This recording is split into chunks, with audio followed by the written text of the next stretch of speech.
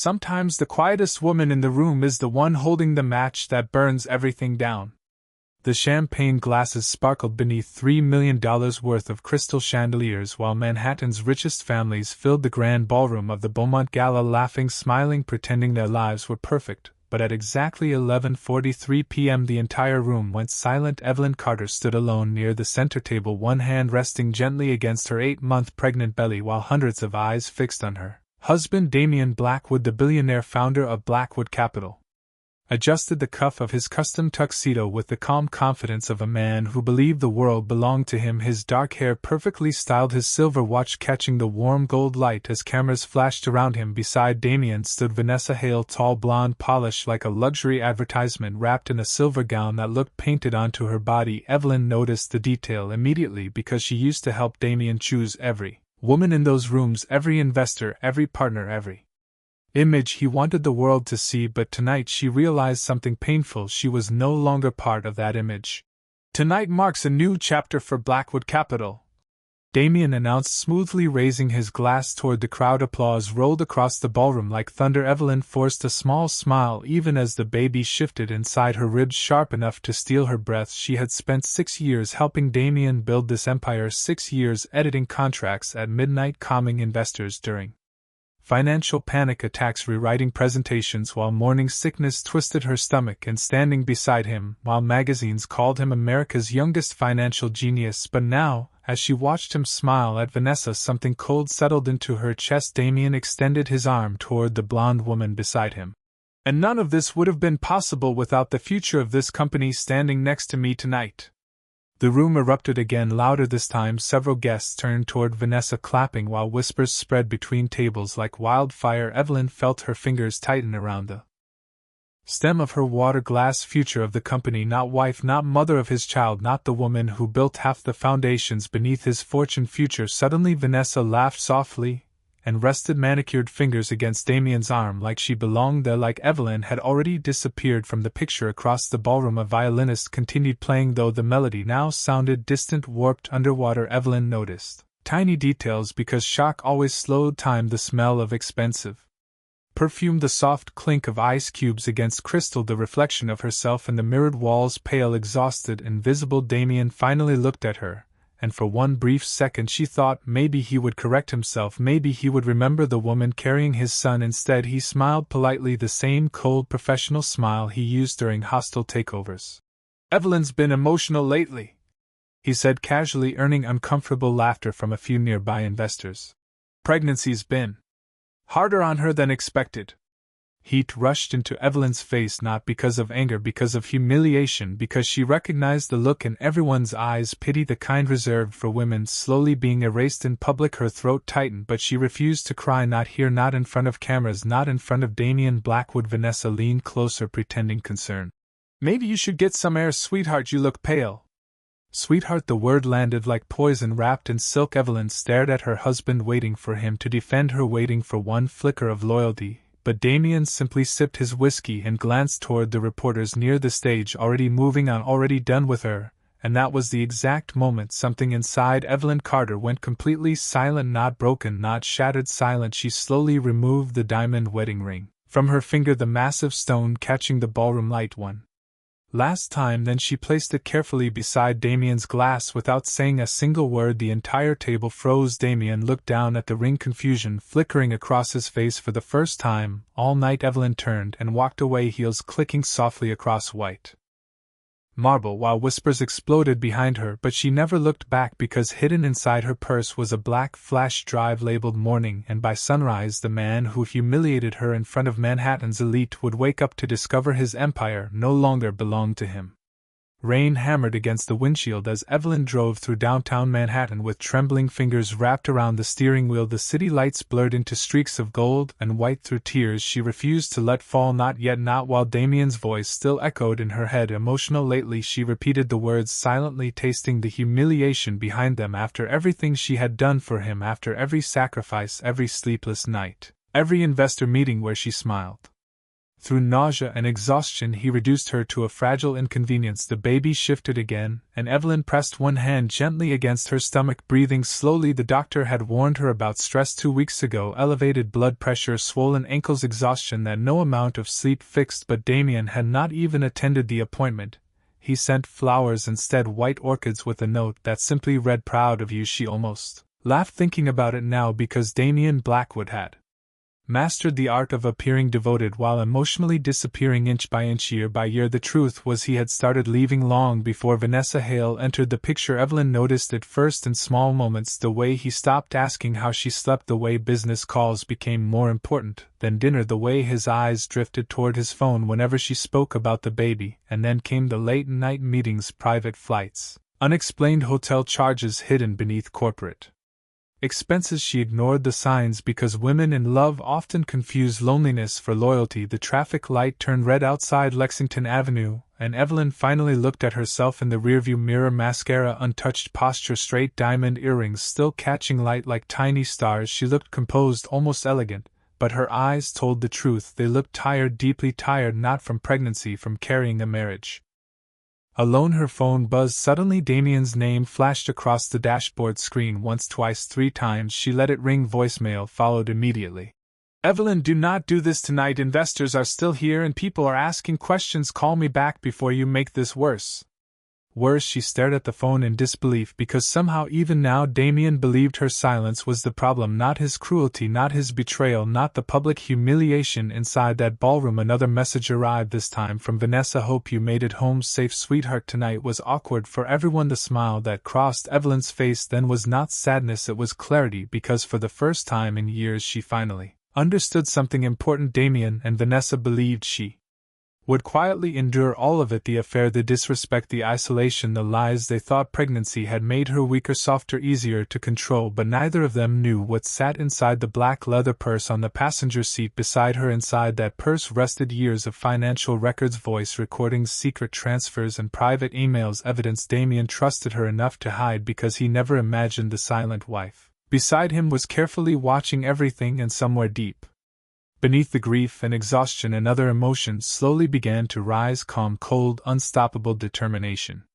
The elevator doors opened into silence as Evelyn stepped into the private underground garage beneath her luxury apartment building. The sharp smell of rain and concrete filled the cold air, while fluorescent lights flickered overhead. She sat motionless inside the car for several seconds, both hands resting against the steering wheel, because suddenly exhaustion crashed into her all at once. Not physical exhaustion, deeper than that, the kind that settles into a woman after years of pretending she is still loved. Her phone buzzed again. Damien, this time followed by another message: "Where are you? Reporters are asking questions." Evelyn closed her eyes slowly. Reporters, of course. Damien did not care about her humiliation. He cared about headlines, he cared about appearances, he cared about control. A bitter memory surfaced unexpectedly. 3 years earlier, during an interview with Forbes magazine, Damien had smiled proudly and said, "Evelyn is the quiet strength behind everything I built." At the time she believed him. Now she understood the truth. Quiet strength only mattered while it benefited him. The moment she became inconvenient, he replaced her like outdated furniture. Another sharp movement came from the baby, and Evelyn inhaled carefully before reaching for the black flash drive inside her purse. Her fingers wrapped around it tightly. This tiny piece of metal carried enough evidence to collapse a billion-dollar empire: offshore accounts, fake consulting firms, investor manipulation, hidden payments routed through shell corporations in the Cayman Islands. Evelyn knew every detail because Damien once trusted her completely. Back when love still lived inside their marriage, she remembered sitting beside him at their kitchen table long before private jets and penthouses existed, helping him draft legal contracts while cheap takeout containers covered the apartment counter. Damien used to kiss her forehead and promise, "One day none of this stress will matter. We will finally have everything we deserve." But money changed Damien slowly at first, then completely. The richer he became, the colder he grew, until eventually Evelyn realized she was no longer his partner. She was part of the image, a polished wife standing beside success while another woman occupied his attention. Her phone buzzed again, this time an unknown number. Evelyn hesitated before answering. A soft, familiar voice greeted her immediately. "You finally left him." Evelyn froze. Rebecca Lawson, Damien's former corporate attorney, and one of the only people who ever looked uncomfortable around Vanessa. "How did you know?" Evelyn whispered. Rebecca exhaled heavily because half of Manhattan watched him humiliate you tonight, and because I have been waiting 2 years for you to stop protecting him. Silence filled the car, rain tapping softly against the windshield. Rebecca lowered her voice. Evelyn, if you are ready, there are federal investigators already watching Blackwood Capital. They just need proof. Evelyn stared down at the flash drive in her hand suddenly. Understanding why Damien had become increasingly paranoid these past months, late-night calls, locked office doors, private meetings, he knew pressure was building. He just never imagined the threat was sleeping beside him. Rebecca spoke again, calm, steady, dangerous. Tell me you still have the files. Evelyn looked up toward the glowing skyline above the parking garage, and for the first time all night her voice carried no sadness at all. I have everything.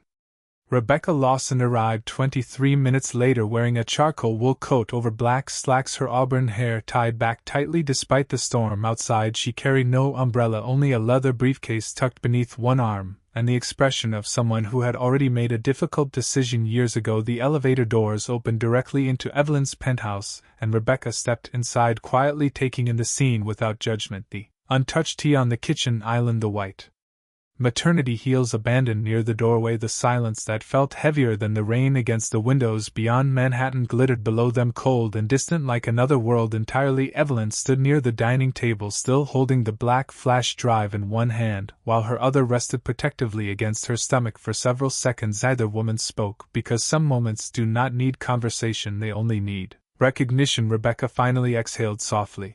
I always wondered what your breaking point would look like. Evelyn gave a tired smile that did not reach her eyes. Apparently it looks expensive and humiliating.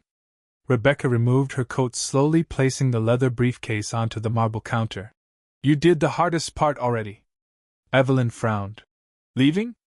No, Rebecca said carefully. Accepting that the man you loved stopped existing a long time ago. The words landed with painful accuracy because deep down Evelyn knew it was true. The Damien she married 6 years earlier would have never embarrassed her publicly, would have never allowed another woman to disrespect the mother of his child, would have never treated love like a public relations inconvenience. But power changes certain people, it strips away performance.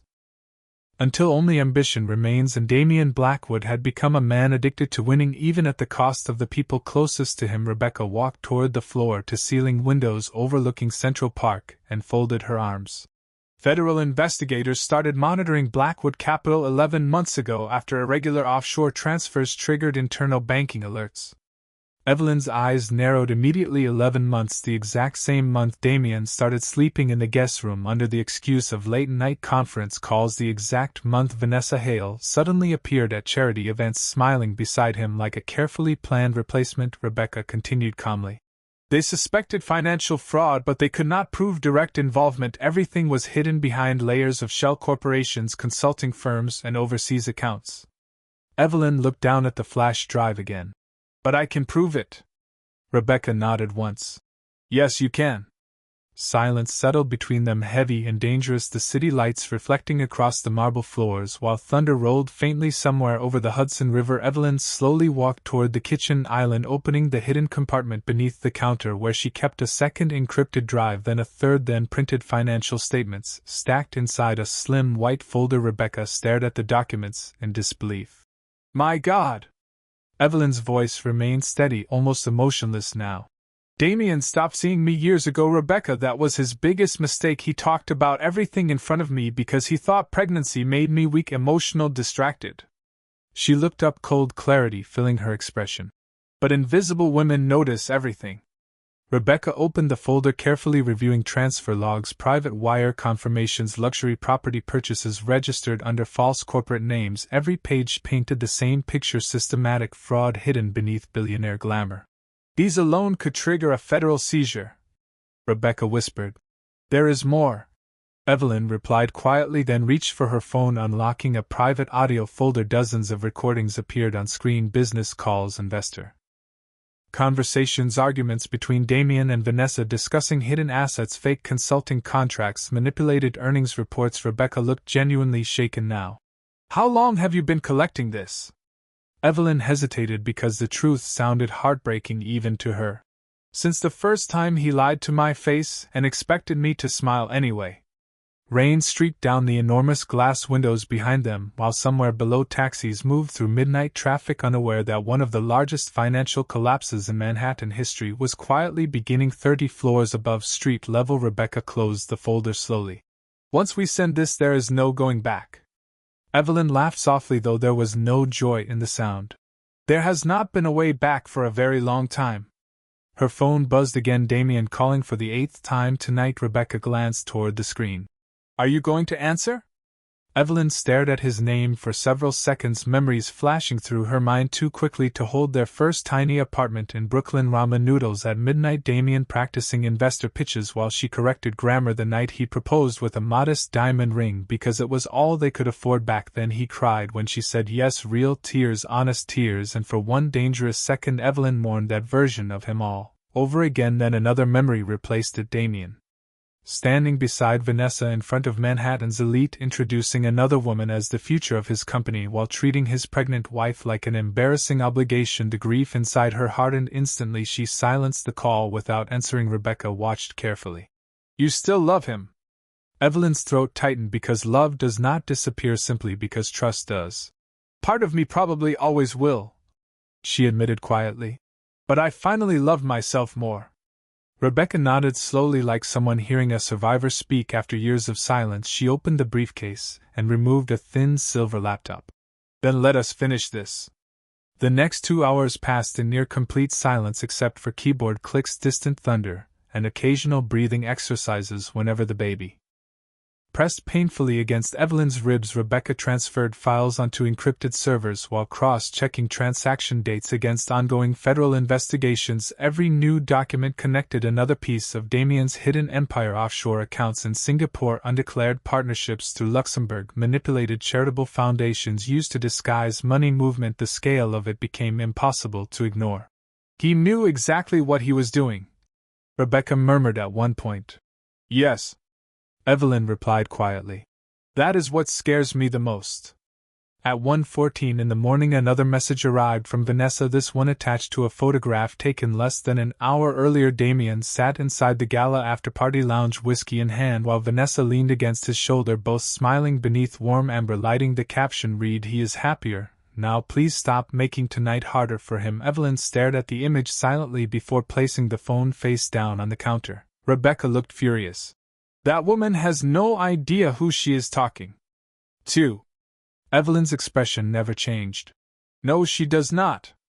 But privately something shifted deep inside her, not rage, not jealousy, something colder, acceptance, because the photograph confirmed everything. Damien was not confused, he was not struggling emotionally. He had chosen this humiliation consciously, comfortably, publicly, and somehow that realization freed her more than any apology ever could. Rebecca suddenly froze while reviewing another file.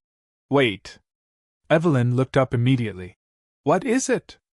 Rebecca turned the laptop screen toward her. Several highlighted transfers appeared across the monitor. Millions of dollars moved through a non-profit housing initiative connected to Blackwood Capital.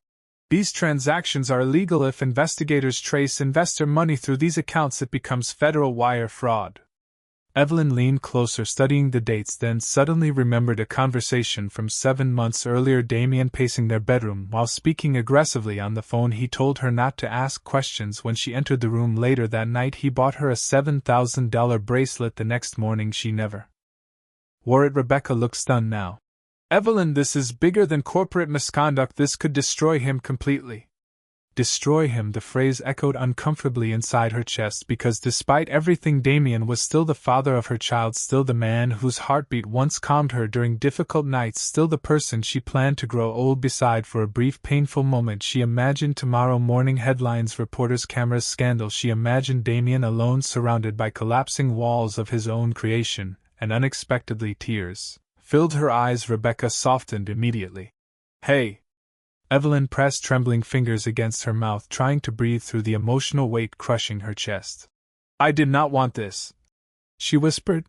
I wanted him to love me enough not to force me here. Rebecca walked beside her carefully. You are not destroying his life, Evelyn. She glanced toward the mountain of evidence covering the kitchen island. He did that himself the moment he stopped valuing the people who protected him. Outside, lightning illuminated the skyline silver white for one breathtaking second. Thunder followed seconds later, vibrating faintly through the glass walls of the penthouse. Evelyn wiped her tears quickly, embarrassed by them even now, but pregnancy magnified everything. Grief, exhaustion, betrayal, all of it felt larger, heavier, impossible to fully contain. Rebecca handed her a bottle of water. You need to think about your health too. Stress at 8 months pregnant is dangerous. Evelyn nodded absently, then winced suddenly, a sharp pressure tightening across her lower abdomen. Rebecca noticed immediately. Contraction? Maybe, Evelyn whispered after a pause. The doctor said stress could trigger early labor. Concern flashed across Rebecca's face. Do you need the hospital? Evelyn shook her head slowly. Not yet. She breathed carefully, waiting for the discomfort to pass, then looked toward the growing stack of evidence again. I just need this finished before morning.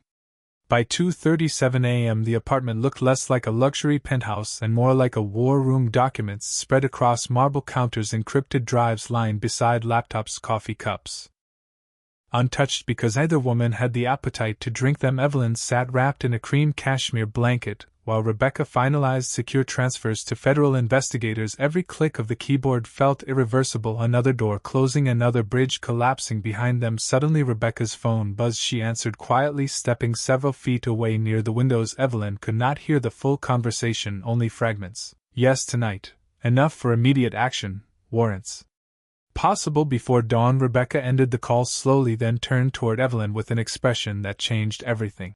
That was Assistant United States Attorney Daniel Mercer. Evelyn's heartbeat quickened. And? Rebecca inhaled carefully. The files are authentic enough for emergency warrants. Silence swallowed the room completely. Evelyn felt the baby move again, gentle this time, almost calming, as if sensing the emotional storm around them. Rebecca continued softly. By sunrise, Damian Blackwood's world is going to look very different. Evelyn closed her eyes because suddenly everything became real, not theoretical, not emotional, real. Investigators, federal seizures, public scandal, prison possibilities, all of it now moving forward beyond her control. She walked slowly toward the windows, staring down at the sleeping city below, thousands of glowing windows, endless movement, life continuing normally, while hers transformed forever behind her. Rebecca spoke carefully. You can still stop this. Evelyn remained silent for several moments before finally asking the only question that mattered. If I stop now, will Damian become a better man tomorrow? Rebecca did not answer immediately because both women already knew the truth. Eventually she said quietly, No.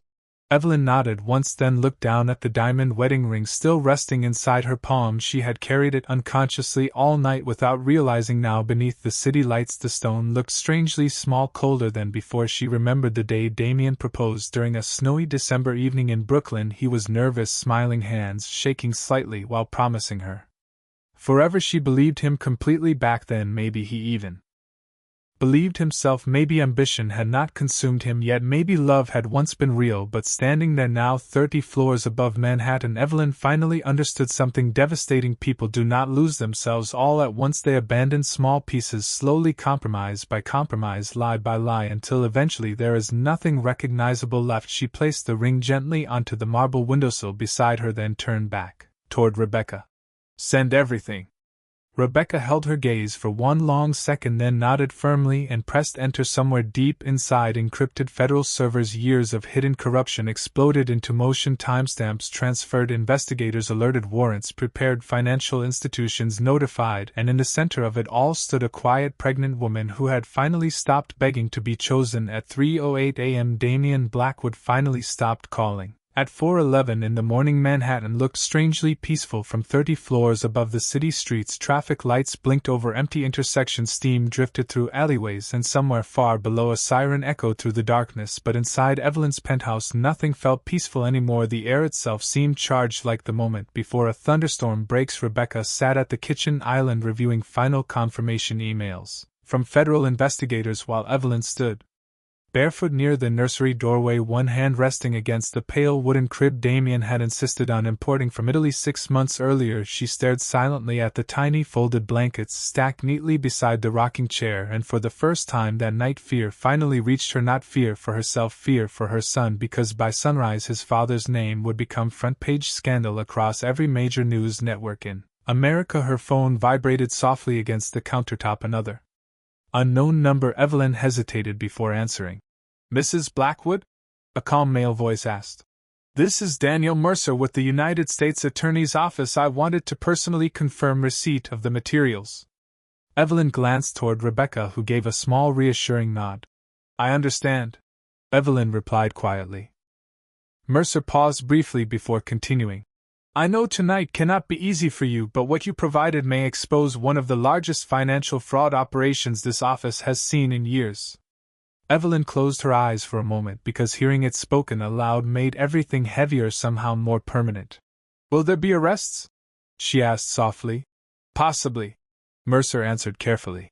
At minimum, there will be immediate federal asset freezes, search warrants, and criminal investigation procedures beginning at sunrise.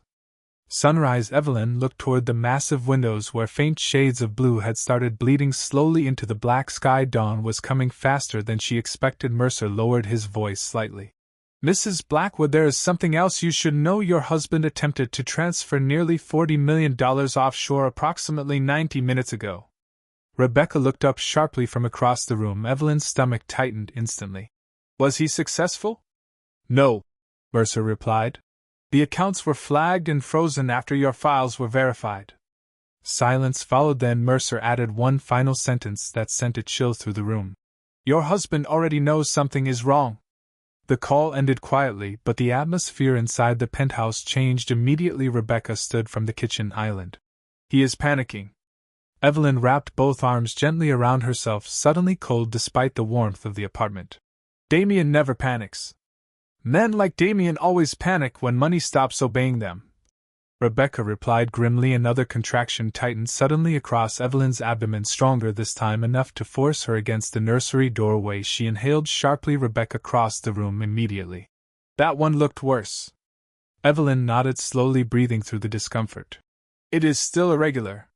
Stress is pushing your body too hard, Rebecca warned. You should already be at the hospital.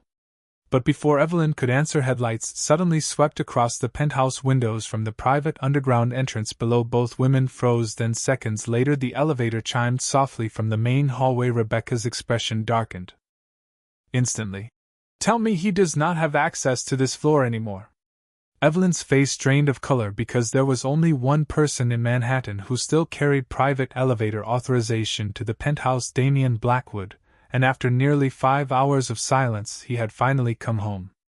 The private elevator doors slid open with a soft metallic sound that somehow felt louder than thunder. Damien Blackwood stepped into the penthouse, still wearing the same black tuxedo from the gala, though now his tie hung loose around his collar, and exhaustion shadowed his face. His phone remained clutched tightly in one hand, while rainwater darkened the shoulders of his coat. For a brief moment nobody moved. Rebecca stood beside the kitchen island, silent and watchful, while Evelyn remained near the nursery doorway, one hand protectively resting against her stomach. Damien's eyes found her instantly, and something unreadable crossed his expression: relief, anger, panic, maybe all three at once.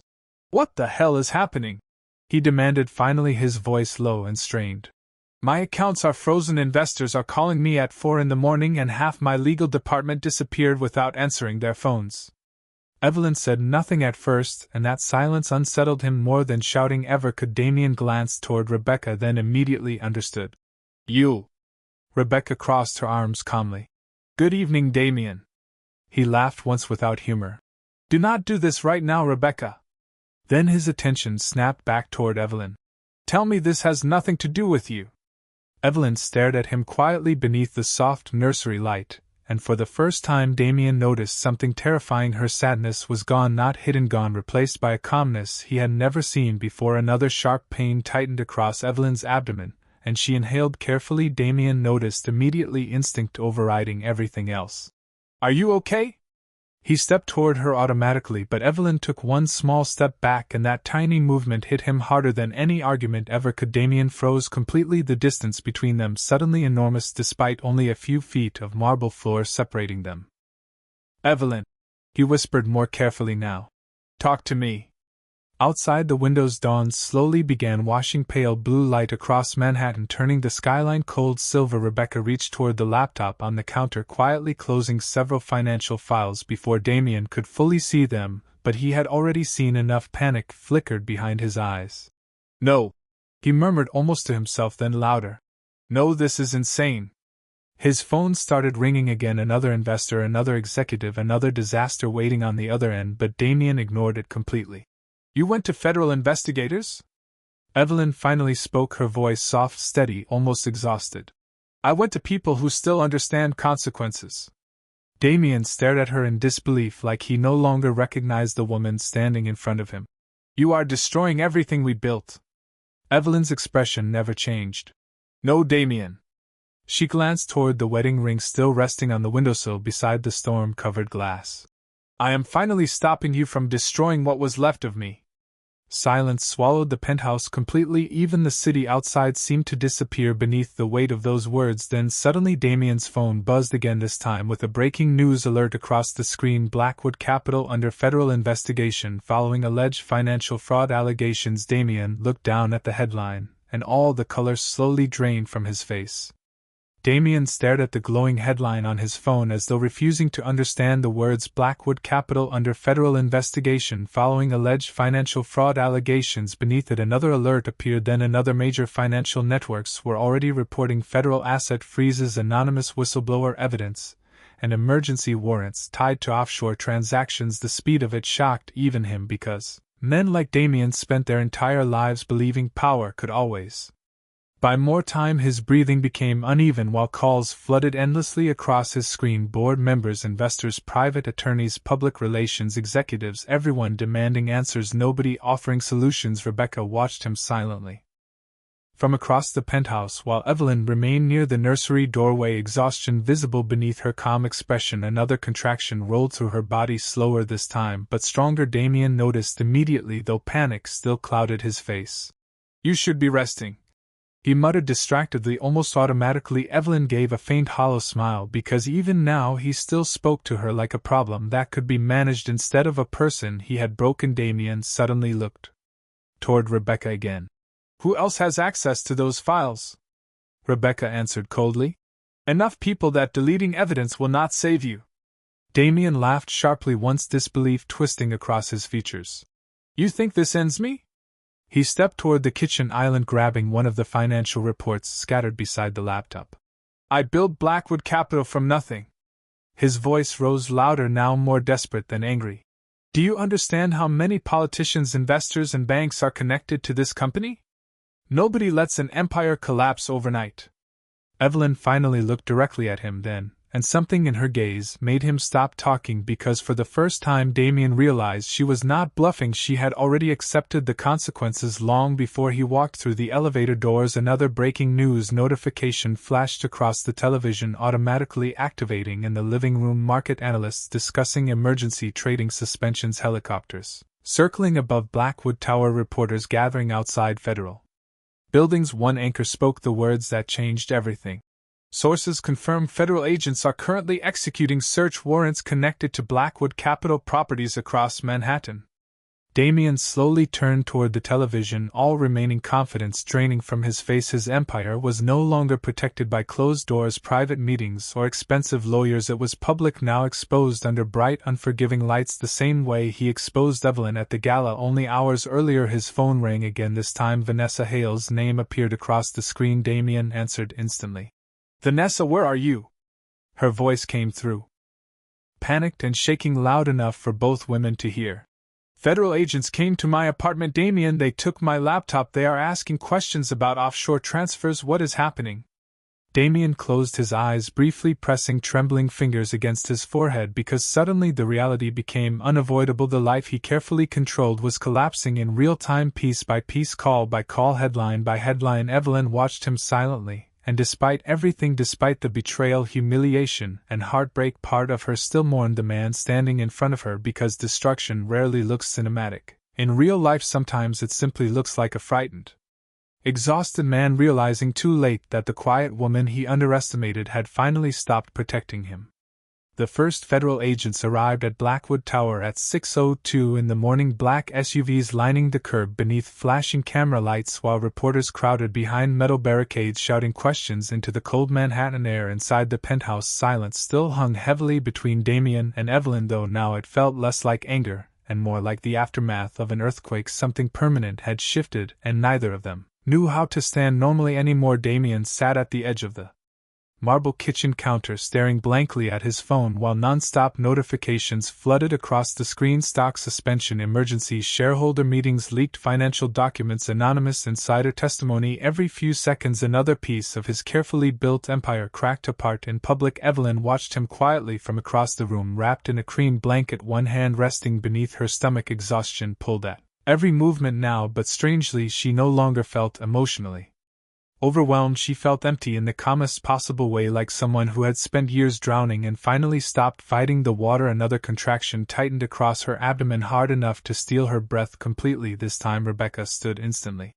That one was different. Evelyn nodded slowly, trying to breathe through the pressure. Damien looked up immediately, all panic about federal investigations vanishing from his face for one instinctive second. "We need to get you to the hospital." Evelyn closed her eyes briefly, then whispered, "I know." Outside, helicopters circled above Midtown, news anchors reporting live beneath giant digital billboards displaying Damien's photograph beside words like fraud, corruption, federal seizure. The same city that once celebrated him was now tearing him apart in real time. Damien stood slowly, staring toward the windows at the chaos unfolding below, then finally spoke in a quieter voice than Evelyn had heard in years. "Was there ever a moment you were going to tell me?" Evelyn looked at him sadly because the answer hurt more than anger ever could. "There were hundreds of moments, Damien." He said nothing. She continued softly. "Every dinner you skipped, every lie, every time you looked at another woman while I stood beside you carrying our son, every moment you treated me like I was lucky just to exist near your success." Damien lowered his head, unable to argue, because somewhere beneath the collapsing headlines and frozen accounts he finally understood something devastating. Evelyn had not ruined his life overnight, he destroyed it slowly himself, one choice at a time. Another contraction hit, suddenly stronger than before. Rebecca grabbed her coat immediately. "We are leaving now."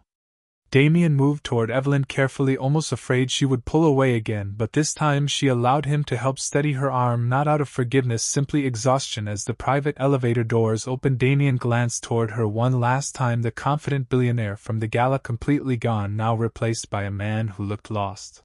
"Evelyn," he whispered painfully, "I never thought you would stop loving me."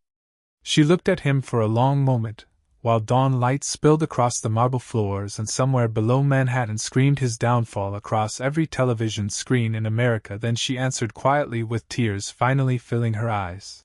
"That was your biggest mistake, because I loved you enough to stay long after you stopped loving me back." 3 months later, the first snow of December drifted quietly across Manhattan, coating the city in soft white silence, while television screens inside coffee shops, airports, and office lobbies still replayed the same headline that once shocked the financial world: former billionaire Damien Blackwood faces ongoing federal investigation. Analysts continued debating how one of the most powerful investment empires in America collapsed almost overnight. Some blamed greed, others blamed corruption, but the truth sat peacefully inside a private hospital room on the Upper East Side, where Evelyn Carter rocked her newborn son gently against her chest beneath warm afternoon light. The room smelled faintly of baby powder, fresh flowers, and vanilla tea. A world away from flashing cameras, federal agents, and shattered reputations, little Noah slept quietly wrapped in a pale blue blanket, one tiny hand curled around Evelyn's finger, while snowflakes drifted beyond the windows. She looked tired, still healing emotionally, physically, spiritually, but for the first time in years she also looked peaceful, not because life